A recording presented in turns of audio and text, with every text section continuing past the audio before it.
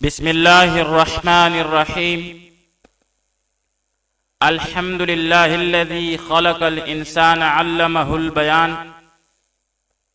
والصلاة والسلام على رسوله الذي أوتي جامع الكلام، وعلى آله وأصحابه الكرام الذين بلغوا الأحكام بفصیح الكلام. آج دروس البلاغہ میں ہمارا چوتھا سبق ہے، اور آج کی سبق میں ہم کلام کی فصاحت کے بارے میں پڑھیں گے. اور کلام کی فصاحت کے لیے ضروری ہے کہ یہ تین چیزوں، تین مخلات سے خالی ہو. آج ہم ان میں سے پہلا پڑھیں گے جو کہ تنافری کلمات ہے. اس سے پہلے اسباق میں ہم پڑھ چکے تھے کہ تین چیزیں وہ فصاحت کے ساتھ متصف ہو سکتی ہیں: کلمہ، کلام اور متکلم. پھر کلمے کی فصاحت کے لیے تین مخلات اس سے خالی ہونا کلمے کے لیے ضروری تھا، جن میں تنافری حروف، مخالفت القیاس اور غرابت شامل ہیں. آج کی سبق میں ہم کلام کی فصاحت کے بارے میں پڑھیں گے، اور پھر تین عیوب جس سے کلام کا پاک ہونا ضروری ہے اس کی فصاحت کے لیے. ان میں سے پہلی تنافری کلمات ہے. آج کی سبق میں ہم تنافری کلمات کے بارے میں پڑھیں گے اور اس کی مثالیں اور ان کی وضاحت کریں گے. آئیے عبارت کی طرف بڑھتے ہیں. وَفَصَاحَةُ الْكَلَامِ سَلَامَتُهُ من تنافر الكلمات مجتمعة ومن ضعف التالیف ومن التعقید مع فصاحة کلماته. وفصاحت الکلام، اور فصاحت کلام یہ ہے، کیا ہے؟ سلامتہ، کلام کا محفوظ ہونا ہے. وفصاحت الکلام، اور فصاحت کلام، سلامتہ، اس کا محفوظ ہونا ہے. ہو کی ضمیر جو ہے یہ راجع ہے کلام کی طرف. کن چیزوں سے؟ من تنافر الکلمات مجتمعۃ، تنافری کلمات سے، لیکن شرط اس میں ہے مجتمعۃ، بحیثیت اجتماع کے، یعنی اجتماعی طور پر. ومن ضعف التالیف، اور ضعف تالیف سے. ومن التعقید، اور تاکید سے. یعنی کلام کی فصاحت کے لیے ضروری ہے کہ وہ تین محلات سے محفوظ ہو. ان میں سے پہلا اجتماعی کلمات، یعنی تنافری کلمات اجتماعی لحاظ سے. یعنی اگر کلمات جو ہے وہ بذات خود فصیح بھی ہوں، انفرادی طور پر فصیح بھی ہوں، لیکن جب اس کا مجموعہ سامنے لایا جاتا ہے اور اس سے کلام بن جاتا ہے تو اس کلام میں بعض کلمات کی اجتماع کی وجہ سے اس میں بھی ثقل پیدا ہو جاتا ہے، اگرچہ انفرادی طور پر وہ کلمات فصیح ہوں.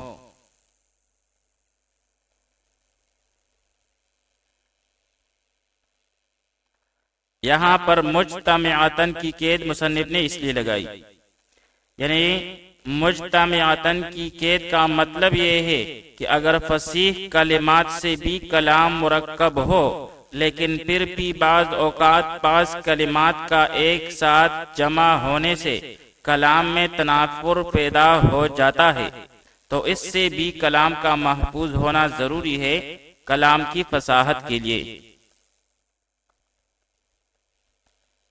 پھر اس میں ایک شرط اور بھی لگا لی، اور وہ ہے مع فصاحت کلماتہ، یعنی اس کے کلمات کی فصاحت کے ساتھ ساتھ، یعنی کلام جن کلمات سے مرکب ہوتا ہے وہ کلمات بھی فصیح ہونی چاہیے۔ اگر وہ کلمات فصیح نہیں ہے تو کلام بھی فصیح نہیں ہوگا۔ جیسے اگر ہم کہیں زید اجلل، زید بزرگ ہے، زید اجلل، تو اب یہاں پر اجلو پڑھنا چاہیے تھا، اس میں مخالفت القیاس ہے، لیکن زید اجلل کلام ہے، اور اس کلام میں ایک کلمہ ہے جو کہ اجللو ہے اور وہ غیر فصیح ہے، اس غیر فصیح کلمے کی وجہ سے یہ کلام بھی غیر فصیح ہو جائے گا۔ اسی طرح اگر ہم مثال لیں شعرہ مستشزرن، مستشزرن، شعرہ اس کے بال، مستشزرن بٹے ہوئے ہیں، تو اب شعرہ مستشزرن اگرچہ کلام ہے اور دو کلموں سے مرکب ہے، لیکن اس میں ایک کلمہ ہے جو کہ غیر فصیح ہے، لہذا یہ کلام بھی غیر فصیح ہوگا۔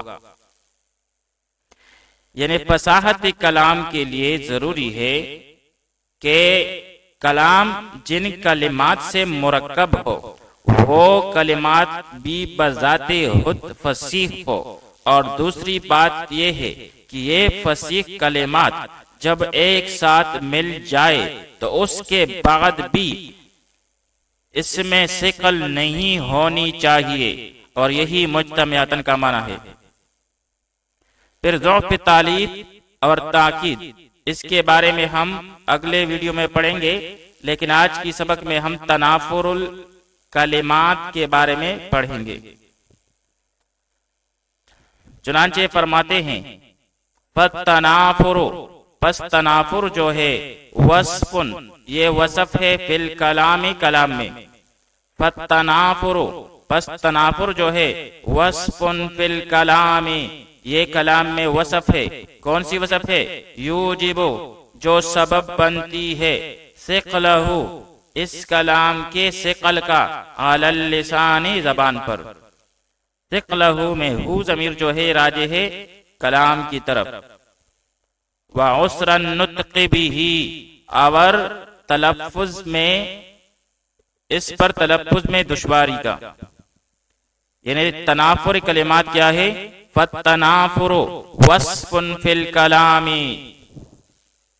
تنافر کلمات نام ہے کلمات کے اس طرح جمع ہونے کا کہ ان کے تلفظ میں زبان پر ثقل پیدا ہو جائے اور ان کی ادائیگی دشوار ہو جائے۔ اگرچہ وہ کلمے، یہاں پر ہم ایک شرط کا اضافہ کریں گے، اگرچہ وہ دونوں کلمے الگ الگ اپنی جگہ پر فصیح ہو، اگرچہ وہ کلمے اپنی جگہ پر الگ الگ فصیح ہو، لیکن جب ان کلمات کو ایک ساتھ جمع کر کے مرکب کلام بنائیں گے تو اس میں ان کی اجتماع کی وجہ سے ثقل پیدا ہو جاتا ہے اور اس پر ادائیگی دشوار ہو جاتی ہے۔ فَالتَّنَافُرُ، تنافر، وصف فی الکلام، کلام میں ایک ایسا وصف ہے، یوجب، جو سبب بنتی ہے، ثقلہ علی اللسان، اس کلام کا زبان پر، وعسر النطق بہ، اور زبان پر اس کی ادائیگی یہ دشوار ہو جاتی ہے۔ نحو، جیسے فی رفع عرش الشرع، شریعت کی تخت کی سربلندی میں، مثل کا، تیرا جیسا شخص ہی، یشرع، اسے اٹھا سکتا ہے، یعنی شریعت کی عزت اور تخت کی سربلندی کا کام آپ جیسا شخص ہی کر سکتا ہے۔ فی رفع، رفع یرفع رفعا، بمانا اٹھانا بلند کرنا باب فتح یفتحو سے، عرش بمانا تخت اور جمع اس کی عروشن آتی ہے، شرع باب فتح یفتحو سے، شرع یشرع شرعا بمانا اٹھانا،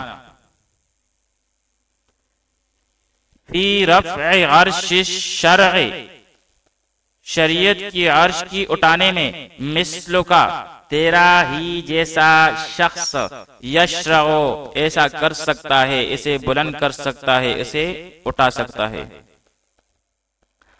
اب اس مثال میں محل استشہاد جو ہے وہ تین کلمات ہیں، رفع، عرش اور الشرع۔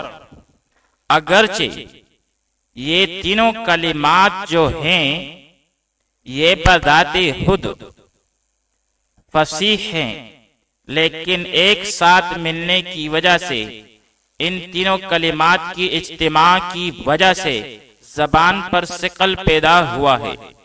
بالفاظ دیگر ان کلمات میں حروف کی یکسانیت کی وجہ سے تنافر پیدا ہوا ہے، لہذا یہ کلام غیر فصیح ہے، یہ فصاحت کے درجے سے گر گیا۔ فی رفع عرش الشرع مثلک یشرع، اس کی ترکیب کیا ہے؟ اس کے لیے اگلے سلائیڈ کی طرف بڑھتے ہیں۔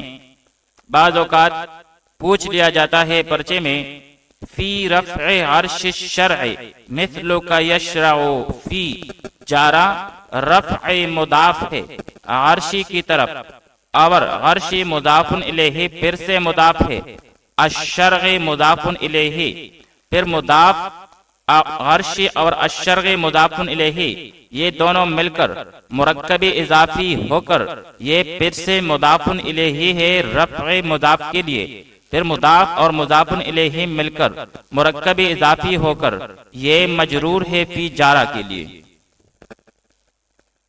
اور پھر جار مجرور مل کر یہ متعلق مقدم ہے یشرع فعل با فاعل کے لیے جو کہ بعد میں ہے۔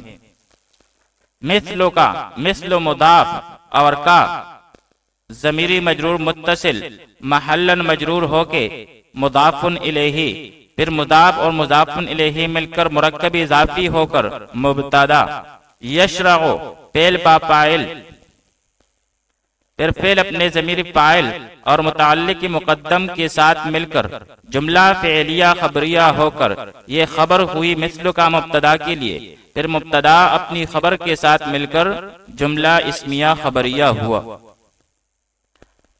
آئیے آگے بڑھتے ہیں عبارت میں۔ ایک مثال تو ہم نے بیان کی جس میں تینوں کلمات رفع، عرش اور الشرع، اگرچہ یہ تینوں کلمات بذات خود فصیح ہیں لیکن ان کی اجتماع کی وجہ سے اور حروف کی یکسانیت کی وجہ سے اس مصرع میں جو ہے تنافر پیدا ہوا ہے۔ دوسرا مثال وہ ہے ولیسا، ولیسا اور نہیں ہے، ولیسا اور نہیں ہے، قرب قبر حرب، حرب کے قبر کے قریب، حرب کے قبر کے قریب، قبر دوسرا قبر، ولیسا قرب قبر حرب قبر، اور نہیں ہے حرب کے قبر کے قریب کوئی قبر۔ اس کا پورا شعر اس طرح ہے، وقبر حرب، حرب کا قبر، بمکان قفر ایک چٹیل میدان میں ہے، ایک چٹیل بے آب و گیاہ میدان میں ہے۔ ولیس قرب قبر حرب قبر، پورا شعر ہے وقبر حرب، وقبر حرب حرب کی قبر، بمکان بمکان قفر، بمکان قفر ایک بے آب و گیاہ میدان میں ہے۔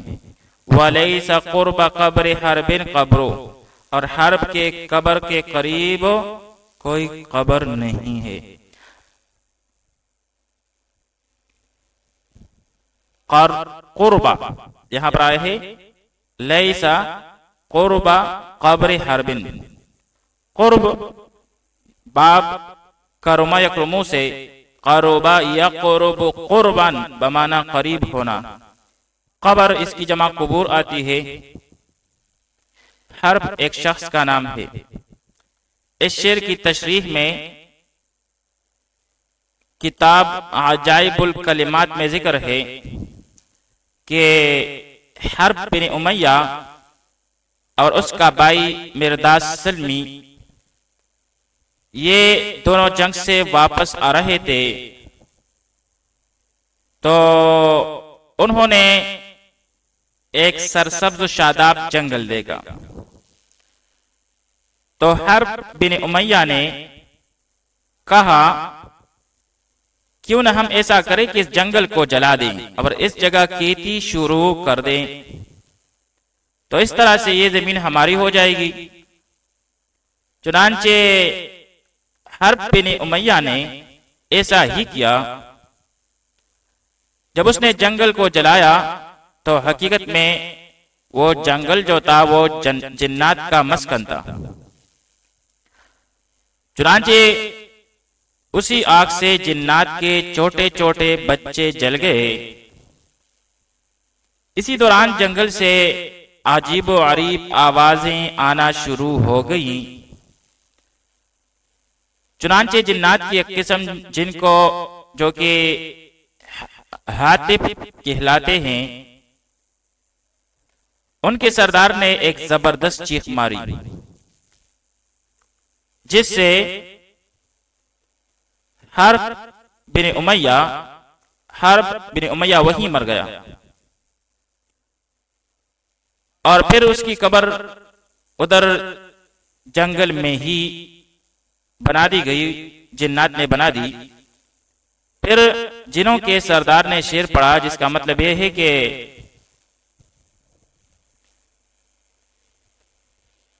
قبر حربن، کہ حرب کی قبر جو ہے بمکان قبرن ایک بے آب و گیاہ مکان میں ہے.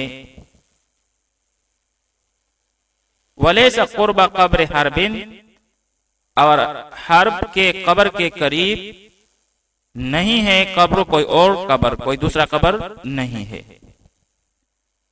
تو یہ تو اس شعر کی تشریح ہوئی. یہاں پر محل استشہاد جو ہے یہ دوسرا مصرع ہے شعر کا، اس لیے یہاں پر دوسرا مصرع ہی دیا گیا ہے. ان میں اگر ہم دیکھیں قرب، قبر اور حرب، اور پھر آخر میں قبر، ان میں سے ہر ایک کلمہ جو ہے وہ بذات خود فصیح ہے، لیکن ان کلمات کے جمع ہونے کی وجہ سے زبان پر شدید ثقل پیدا ہو گیا ہے. اس لیے اس کی ادائیگی دشوار بھی ہوتی ہے، اور یہ کلام فصاحت کے درجے سے گر جاتا ہے. وَلَيْسَ قُرْبَ قَبْرِ حَرْبٍ قَبْرُ، حرب کے قبر کے قریب کوئی اور قبر نہیں ہے. اس مصرع کی بھی ترکیب پڑھ لیتے ہیں. لیسا فعل از افعال ناقصہ، قربہ مضاف، قبر مضاف الیہ، پھر سے مضاف، حرب مضاف الیہ، پھر مضاف الیہ مل کر مرکب اضافی ہو کر یہ مضاف الیہ ہوا قربہ مضاف کے لیے، اور پھر یہ مرکب اضافی ہو کر یہ خبر مقدم ہوئے فعل ناقص لیسا کے لیے، جبکہ قبر یہ مبتدائی مؤخر ہوا لیسا فعل ناقص کے لیے. پھر فعل ناقص اپنی خبر مقدم اور مبتدائی مؤخر کے ساتھ مل کر جملہ فعلیہ خبریہ ہوا. آئیے تیسرا مثال بھی پڑھ لیتے ہیں. وَكَذَا قَوْلُهُ، اور اسی طرح شاعر کا یہ قول، وَكَذَا قَوْلُهُ، اور اسی طرح شاعر کا یہ قول، کریم، کریم یعنی ہوا کریم، میرا ممدوح شریف ہے، سخی ہے، شریف النفس ہے. میرا ممدوح جس کی وہ تعریف کر رہا ہے اس کے بارے میں شاعر کہہ رہا ہے کہ وہ شریف ہے، صحیح ہے. اور پھر کہتے ہیں متا امدہ، کہ جب میں اس کی تعریف کرتا ہوں، امدہ تو میں تعریف کرتا ہوں اس حال میں کہ والورا مخلوق معی، میرے ساتھ اس کی تعریف کرتے ہیں. کریم اے ہوا کریم، کہ وہ ایسا شریف ہے، ایسا سخی بندہ ہے. متا امدہ کہ جب میں اس کی تعریف کرتا ہوں، امدہ تو میں اس کی تعریف اس حال میں کرتا ہوں والورا معی، اس حال میں کہ ساری مخلوق میرے ساتھ اس کی تعریف کرتی ہے. یعنی میرا ممدوح ایسا شریف اور صحیح ہے کہ جب میں اس کی تعریف کرتا ہوں تو ساری مخلوق میرے ساتھ اس کی تعریف کرتی ہے. وَإِذَا مَا لُمْتُهُ، اور جب میں اس کی ملامت کرتا ہوں، لُمْتُهُ وَحْدِي تو تنہا ملامت کرتا ہوں. کریم بمانا صحیح، اور جمع اس کی کرام اور کرماء آتی ہے. امدہ، امدہ یہ واحد متکلم پہلے مضارع کا سیاہ ہے. یہاں پر مجزوم ہے شرط واقع ہونے کی وجہ سے اور جزا واقع ہونے کی وجہ سے. با فتح یفتح سے مدح یمدح مدحن بمانا تعریف کرنا، الورا بمانے مخلوق، لم تو یہ واحد متکلم ماضی معلوم کا سیاہ ہے. باب نصر ینصرو سے لام یلوم لومن و ملامتن بمانا ملامت کرنا. یہ شعر جو ہے یہ ابو تمام حبیب بن اوس تائی کا ہے، جو انہوں نے ابو الغیث موسیٰ بن ابراہیم رافی کی تعریف میں لکھی ہے. واقعہ یوں ہوا کہ ابو الغیث موسیٰ اس کو یہ خبر پہنچی کہ ابو تمام نے میری ہجوہ کی ہے، تو اس نے اس پر عتاب کیا. اس کے بعد ابو تمام نے ایک قصیدہ لکھا اور اس قصیدہ میں اس نے اس ہجوہ کرنے سے اپنی برات ظاہر کی. اور یہاں پر جو شعر دیا گیا ہے وہ اسی قصیدہ سے لیا گیا ہے. اس شعر کا مطلب کیا ہے؟ اس شعر کا مطلب یہ ہے کہ میرا ممدوح ایسا صحیح اور کریم شخص ہے کہ جب میں اس کی تعریف کرتا ہوں تو اس حال میں تعریف کرتا ہوں کہ مخلوق میرے ساتھ ہوتی ہے، اور جب میں اس کی ملامت کرتا ہوں تو اکیلا ہی ملامت کرتا ہوں، چونکہ ملامت کا کوئی سبب اس میں موجود نہیں ہے، اس لیے میں اکیلا رہ جاتا ہوں. اس سلسلے میں کوئی میرا ساتھ نہیں دیتا. کریم وہ شریف النفس شخص ہے. متا امدح جب میں اس کی تعریف کرتا ہوں، امدح تو میں اس کی تعریف کرتا ہوں اس حال میں کہ والورا معی، ساری مخلوق میرے ساتھ اس کی تعریف کرتی ہے. وَإِذَا مَا لُمْتُهُ، اور جب میں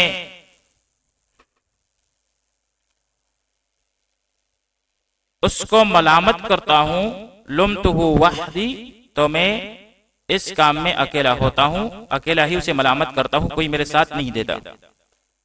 اب اس شعر میں مخل فی الفصاحت جو ہے وہ امدحہ کا تکرار ہے،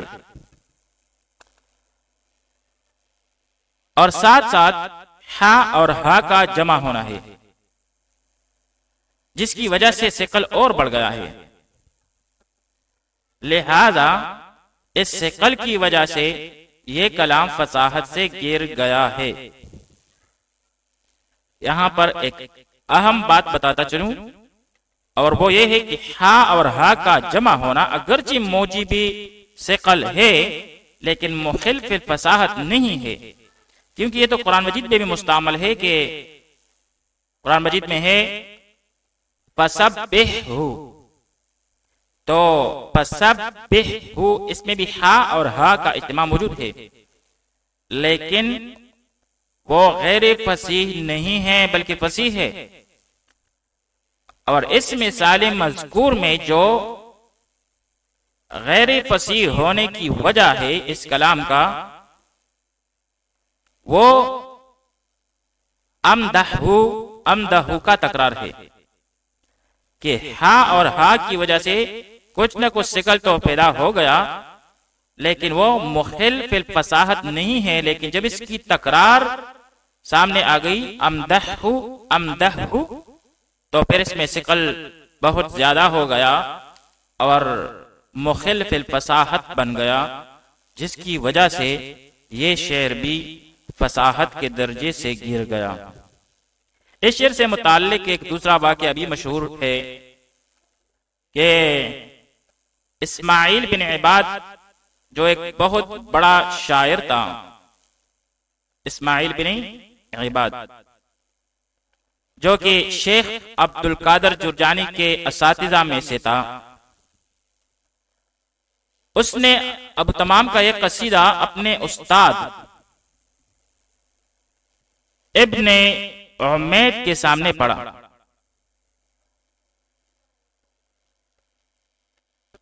اور جب اس شعر پر پہنچا تو اس کے استاد ابن عمید نے اس سے پوچھا کہ بھائی اس شعر میں تمہیں کوئی عیب نظر آتا ہے؟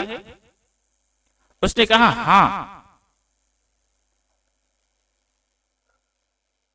اسماعیل بن عباد نے کہا ہاں، اور کہا کہ یہاں مدح کے مقابلے میں لوم ہے، حالانکہ مدح کے مقابلے میں ذم ہونا چاہیے تھا، مدح کے مقابلے میں ذم ہونا چاہیے تھا، یہاں پر مدح کے مقابلے میں جو ہے وہ لوم لایا گیا ہے۔